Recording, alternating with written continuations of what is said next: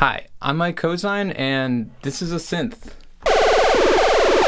This is actually the Roland SH-01a. It's part of the Roland boutique series of synthesizers, which basically make up of these module-like desktop units.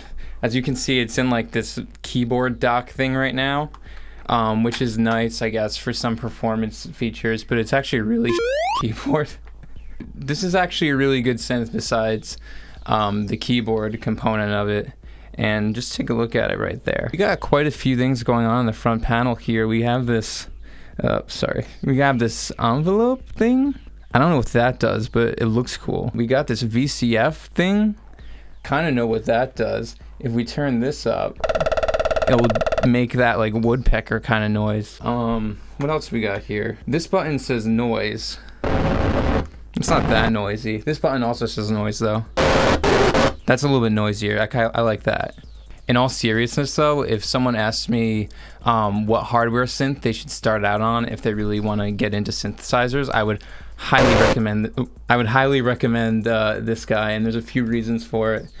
First of all, take a look at the front panel. There's not too many faders or knobs. It's very compact and organized. You can see like we have all the sections are very clearly labeled out. We got the LFO, which is like this modulation unit. You can adjust the speed of it really easily. And that's really all you need for it, the speed and the waveform. Like LFOs can get way more complicated than that, but you really don't need them to when you're first starting out if you don't even know what an LFO does. We got the VCO, which just lets you tune your oscillator. Sorry, let's turn this modulation off for a second.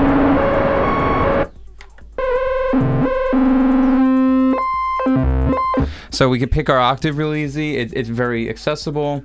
There's a pulse width control. I'm not going to get too into technical aspects of the synth right now.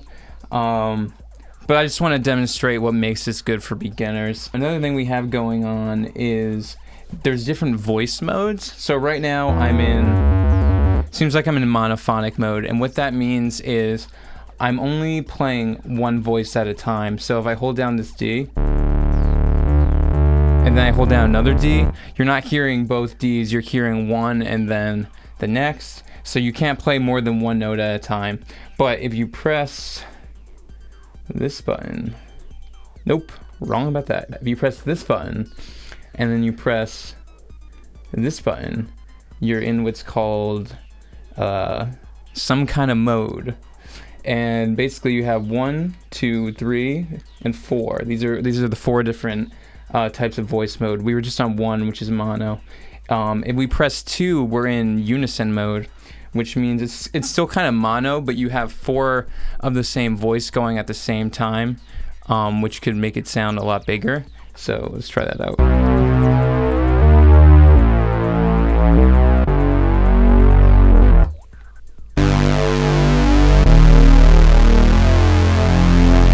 Yeah, so that's how you get that super fat sort of analog synth sound that we all know and love.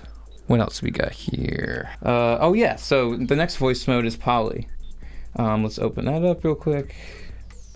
Poly mode. This is the one that I feel like is really great, especially in a beginner synthesizer. Basically, it lets you play up to 4 notes at the same time. Oop. And if I tried to add a 5th note to that, it's basically going to cut off the first one I played. Let's do that. I ran out of fingers. Wait a second. So you can hear that lowest note dropped out there. So yeah, this is 4 voice polyphony. And then with this next mode, mode 4, we can basically make a chord by selecting one of these. I guess by toggling them, I turn them on and off, but... Sorry, this is a really weird angle to kind of like... Let me try and change the note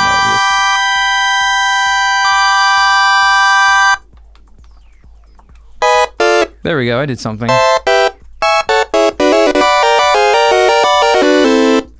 Yeah, so that's what a synth sounds like, right? The other reason I think this is a really good synth for beginners is because you can store presets on it. I press menu. I press mode 1, which is T. It says T. I guess that's for tone. But now I can pick a sound that I've already made.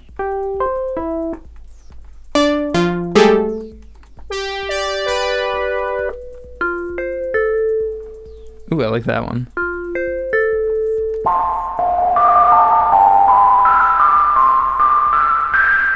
So once you make a sound you like, it's very easy to store it for later use if you want to use it in a song, if you want to use it in a jam. There's also a built-in arpeggiator.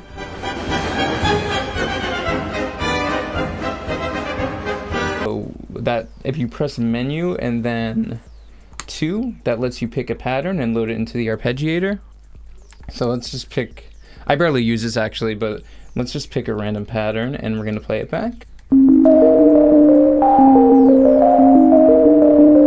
It's a pretty good pattern that I didn't make, right?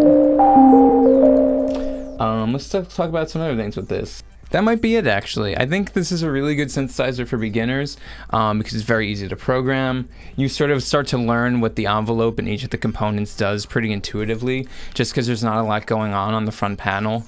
There's no effects built into it either, so you don't really have to spend that much time screwing around with effects, but you can run it into something like an audio interface and apply effects afterwards in your computer. Load up a preset here, and whatever you're about to hear, I don't even know what this is going to be.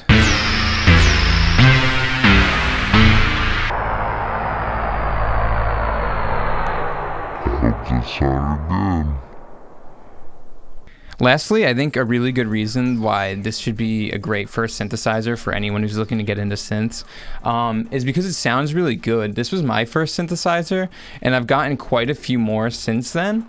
But I still use this pretty regularly in my workflow just because of how it's so easy to program.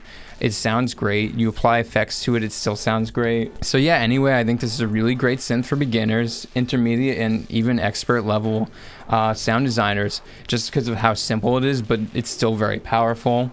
You can make a pretty wide range of analog style sounds without too much effort. You can save them, you can back them up. There's MIDI support through USB, there's headphones outs. You can use this tiny shitty little keyboard. Look, this key's broken, I think. It gets stuck sometimes, wait.